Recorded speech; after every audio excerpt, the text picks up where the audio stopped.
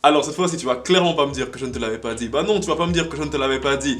De la même façon que la dernière fois, j'avais réussi mon pronostic par rapport à Francis Ngannou. Cette fois-ci, j'ai également réussi mon pronostic par rapport à Ilia Topuria. Est-ce que je suis le GOAT? Serais-je le GOAT du game de MMA francophone? Serais-je le GOAT du game de MMA tout en général?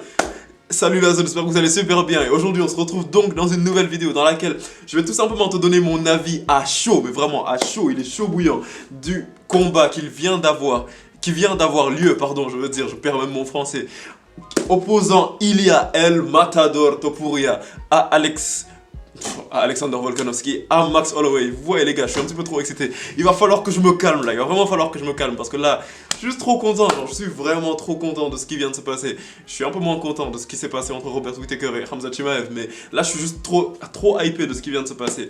Donc, déjà avant d'aller plus loin, je te conseille tout simplement de t'abonner à la zone parce que franchement, si tu ne le fais pas, Ilia Topuria va venir et il va te hagra pendant ton sommeil, tu vois.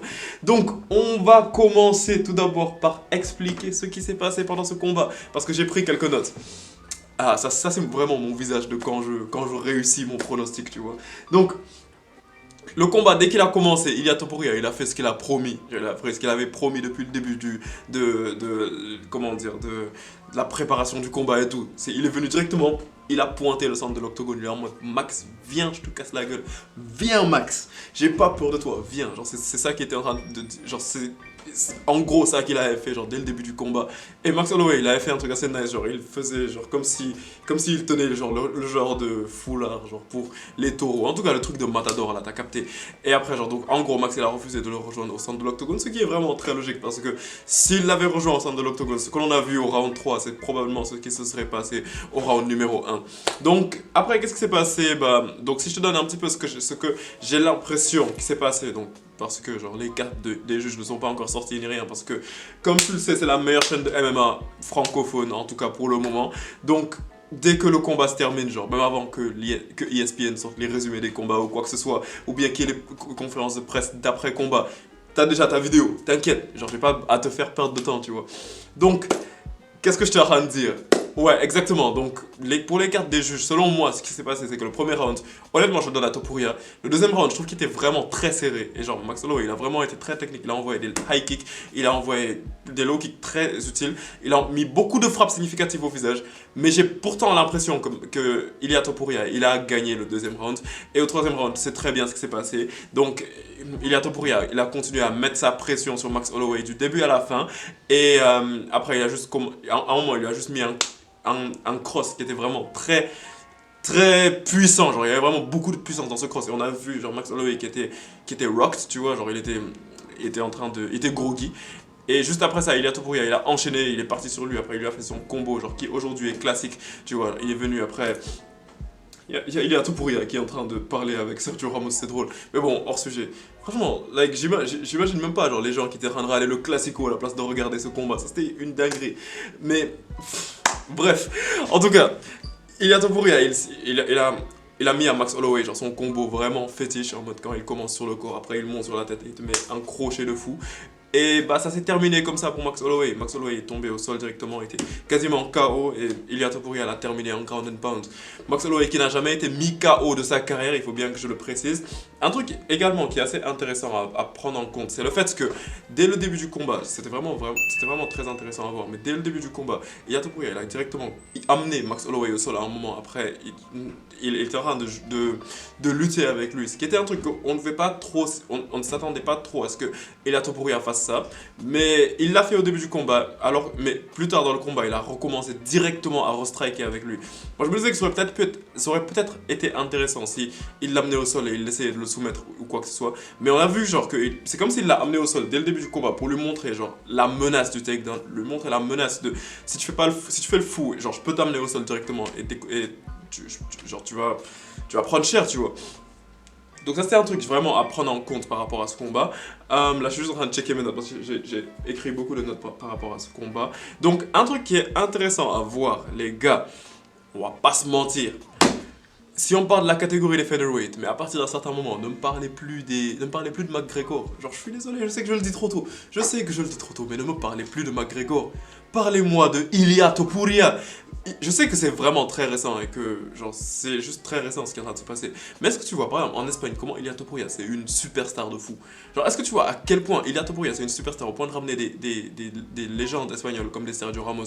Et le fait que maintenant ils viennent, ils mettent KO en une année civile je veux dire, il met KO Alexander Volkanovski qui est considéré comme le GOAT de la catégorie des featherweights. Et ensuite il met KO Max Holloway qui honnêtement il doit être numéro 2 de la catégorie des featherweights all time. Il les met tous les deux KO alors que Max Holloway on sait qu'il ne s'est jamais fait mettre KO de sa carrière. Qu'est-ce que ça veut dire sur Ilia Topuria? Qu'est-ce que ça veut dire sur Ilia Topuria? Je sais que ça va pas faire genre à cause de ça directement, il est numéro 1, genre les maths de MMA, ça se passe pas comme ça. Mais qu'est-ce que ça veut dire pour Ilia Topuria? Je vois Ilia Topuria qui est en train de parler avec Volkanovski, sûrement ça doit être un call-out, ça, je vais regarder ça juste après la vidéo. Mais un truc qui est intéressant à voir, c'est que moi je me dis que à partir du point où on en est à l'heure actuelle, est-ce que Ilia Topuria ce n'est pas la plus grosse star de l'UFC à l'heure actuelle? Il y avait un débat par rapport à Sean O'Malley. Bon, Sean O'Malley, on a très bien vu rapidement que c'était pas la plus grosse superstar de l'UFC.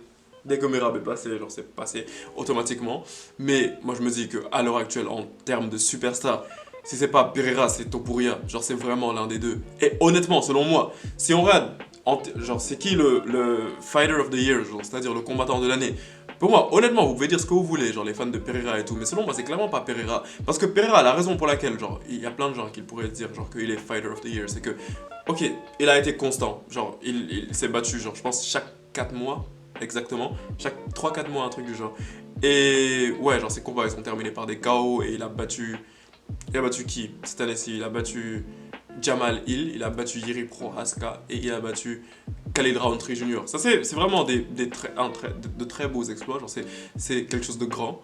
Mais si tu regardes dans le classement des GOATs, genre dans la catégorie des light heavyweight, selon moi, les 3 combattants que Pereira a battus, ils ne sont même pas top 20. Mais Ilia Topuria, ce qu'il est venu, ce qu'il a fait, je veux dire, pardon, c'est qu'il est venu, il a mis KO les 2 personnes qui sont considérées comme les GOATs de cette catégorie, back to back. Alors que ces 2 personnes, Max Holloway, en tout cas, on peut dire qu'il était à son prime. Alexander Volkanovski, même selon moi, même malgré le fait qu'il soit fait battre par Islam Makhachev, il restait quand même à son prime. Donc c'est vraiment une dinguerie, genre le fait que Ilia Topuria il réussisse à venir et mettre KO genre 2 légendes de ce calibre back to back comme ça. Et selon moi, genre c'est vraiment le début de la fin pour la catégorie des featherweights. Genre, selon moi, c'est vraiment l'ère de Ilia Topuria maintenant. Parce que qu'est-ce qui va se passer après? Volkanovski va revenir ou bien Diego Lopez va venir. Honnêtement, vous allez me dire que je le hype un petit peu trop, mais honnêtement, je vois plus ce gars perdre. Honnêtement, je le vois plus perdre pendant un moment en tout cas. Il est trop chaud, genre, il est fort dans tous les domaines. Like, moi, Ilia Topuria, franchement, je lui souhaite une carrière de fou. Je lui souhaite vraiment une carrière de fou. Je lui souhaite de monter, genre, prendre un Islam Makhachev, si possible, genre de le battre. Peut-être essayer de la 3ème ceinture. Et puis partir, boxer un petit peu, se faire encore plus de thunes, devenir un 2ème Conor McGregor. Vous êtes tous en train de le critiquer en mode, ouais, genre, tu copies Conor McGregor et tout. Mais il le fait bien en fait, genre je sais pas. Et son trash talk, je le trouve plutôt intéressant. Genre la dernière fois, genre pendant la conférence de presse, j'ai beaucoup ri. Donc non, j'aime bien Ilia Topuria. Quelle est la suite pour Max Holloway? Bah moi je me dis genre que... Ah bah Max Holloway c'est un gars qui aime bien genre essayer de battre ceux qui l'ont battu, tu vois. Mais selon moi, genre je me dis que la suite de Max Holloway, elle est en lightweight. Parce que déjà, genre, il disait même en conférence de presse, genre pas en conférence de presse, mais en interview avec Daniel Cormier, genre avant le combat, genre qu'il se sentait mieux quand il était en lightweight, qu'il pouvait plus manger, genre qu'il était en meilleure forme physique selon lui. Donc selon moi, clairement, genre, il devrait retourner en lightweight et il pourrait avoir, pardon, de bons combats.